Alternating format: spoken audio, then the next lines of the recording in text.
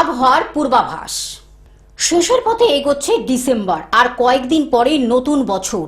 আর বছর শেষের সময় বেশ ভালোই অনুভূত হচ্ছে শীত। তবে প্রশ্ন হচ্ছে, শীত কি এমনই থাকবে নাকি পরিবর্তন আসবে তাপমাত্রায়?